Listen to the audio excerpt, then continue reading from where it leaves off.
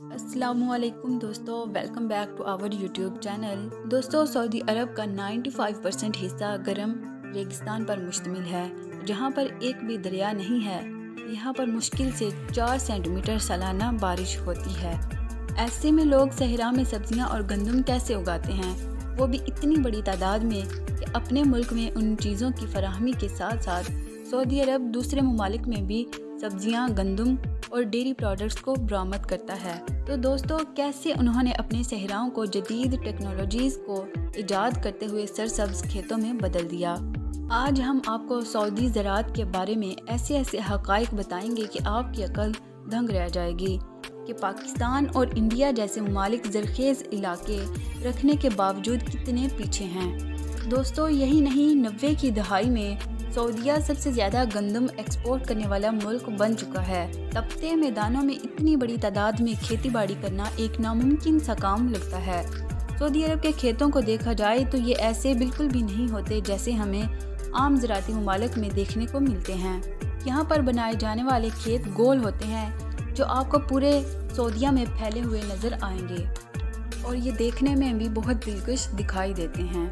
इन्हें irrigation point centre form कहा जाता है, क्योंकि इनके सेंटर में एक इरिगेशन पॉइंट रखा जाता है जो पूरे खेत को सैराब करता है। लेकिन दोस्तों, ये आम ट्यूबवेल जैसा निज़ाम नहीं होता, ना ही कोई कैनाल सिस्टम होता है, बल्कि इस पॉइंट के ज़रिए पानी बारिश की तरह ऊपर से फेंका जाता है जो नीचे लगी फसल को सैराब करता है। सेंटर पॉइंट इरिगेशन टेक्निक बहुत ही ज़्यादा अहमियत की हामिल है और ज़राअत में ये अव्वलीन तरजीहात में से एक है।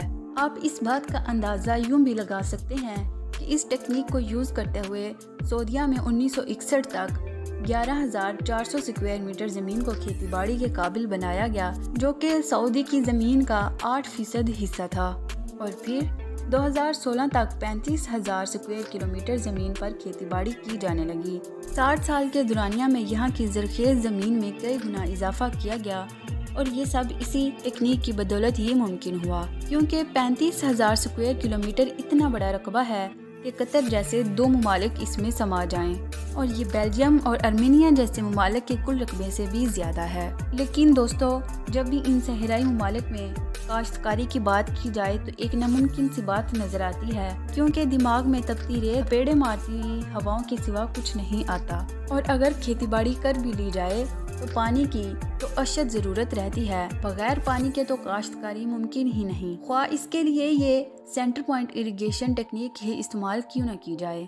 तो दोस्तों, आपको बताते चलें कि सऊदी अरब तेल की दौलत से मालामाल ही नहीं, बल्कि इस मुल्क की ज़मीन के नीचे पानी की भी एक कसीर मिकदार मौजूद है, लेकिन दूसरे ममालिक की तरह नहीं। इसलिए सऊदीया में सेंटर पॉइंट इरिगेशन का इस्तेमाल किया जाता है, जिससे से कम पानी को इस्तेमाल किया जाता है। इस टेक्निक को नामियाती ज़राअत भी कहा जाता है। इंतहाई ज़्यादा दर्जा हरारत और बंजर ज़मीन के हामिल मुल्क में काश्तकारी माहौलियाती एतबार से एक डरावना ख्वाब है।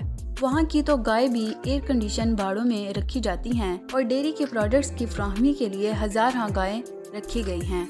नामियाती ज़राअत की मकबूलियत की 2 बड़ी वजूहात तो ये हैं कि एक तो ऐसे ममालिक जो खुश्क ममालिक में से एक हैं, पानी बचाने में मदद मिलती है।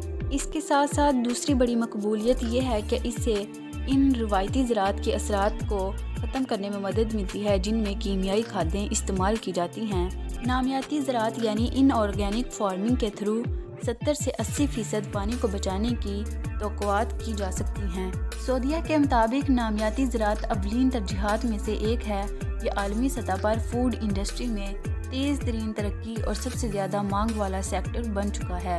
सऊदी अरब में माहौल, पानी और ज़राअत की जानिब से जारी सरकारी अदाद-ओ-शुमार के मुताबिक मुमलिकत सऊदीया में नामियाती काश्तकारी का मजमूई रकबा 2.7 लाख एकड़ तक पहुँच चुका है और नामियाती ज़राअत के ज़रिए इनकी एक साल की मुकामी ज़रई पैदावार की रेशो 9.8 किलोग्राम रही और लोकल फूड मार्केट की कीमत 75.2 करोड़ रियाल से ज़्यादा है। तो दोस्तों, आप अंदाज़ा करें कि सऊदीया इन रेगिस्तानों से जहां काश्तकारी करना नामुमकिन लगता था, इसने कैसे इसको मुमकिन कर दिखाया।